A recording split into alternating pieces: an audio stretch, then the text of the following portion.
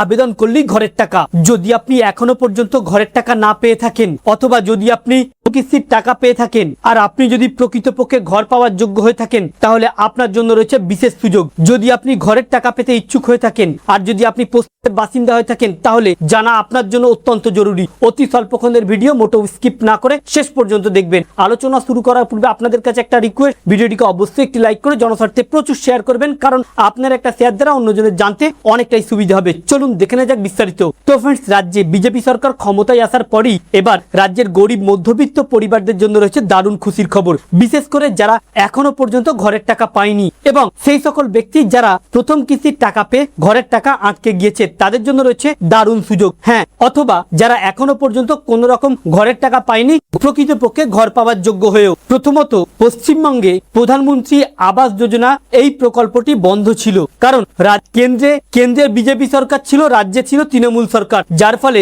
তৃণমূল সরকারের আমলে প্রধানমন্ত্রী আবাস যোজনা বন্ধ করে শুরু করেছিল বাংলার আবাস যোজনা।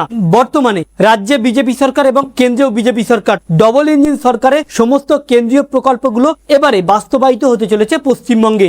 মূলত যারা প্রকৃতপক্ষে ঘর পাওয়ার যোগ্য বিপিএল শ্রেণীর মানুষ, এবার তাদের মুখে ফুটতে চলেছে হাসি। শুভেন্দু অধিকারীর তরফ থেকে জানানো হচ্ছে, বাংলার প্রকৃতপক্ষে যারা ঘর পাওয়ার যোগ্য রয়েছে তারা যদি আবেদন করে, তাহলে তাদের প্রত্যেককেই দেওয়া হবে প্রধানমন্ত্রী আবাস যোজনায় বাড়ি। হ্যাঁ, একদম ঠিকই শুনেছেন। নতুন সরকার গঠনের পরেই প্রথমে জানানো হয়েছে যে বাংলার আবাস যোজনায় যারা প্রথম কিস্তির টাকা পেয়েছিল, দ্বিতীয় কিস্তির টাকা পাওয়ার জন্য একটা ভেরিফিকেশন চলবে। যারা প্রকৃতপক্ষে পাওয়ার যোগ্য তাদের আগামী 7 দিনের মধ্যে ভেরিফিকেশনের পরে দেওয়া হবে, এবং যারা অযোগ্য হয়েও নেতাদের পা চেটে অথবা দুর্নীতি করে ঘরের টাকা নিয়েছে, তাদেরকে টাকা ফেরত দিতে হবে। এরপরেই চলবে ভেরিফিকেশন। যারা প্রকৃতপক্ষে ঘর পাওয়ার যোগ্য তাদেরকে দেওয়া হবে প্রধানমন্ত্রী আবাস যোজনা থেকে ঘরের টাকা। তবে এর জন্য প্রয়োজন পড়বে আপনার ডিজিটাল ভোটার কার্ড এবং বিপিএল শ্রেণীভুক্ত হতে হবে। এছাড়াও নিজস্ব নামে বাড়ি, নিজস্ব নামে জায়গা থাকতে হবে। এছাড়াও মূল যে শর্ত, 2026-এ ভোটার লিস্টে আপনার নাম থাকতে হবে।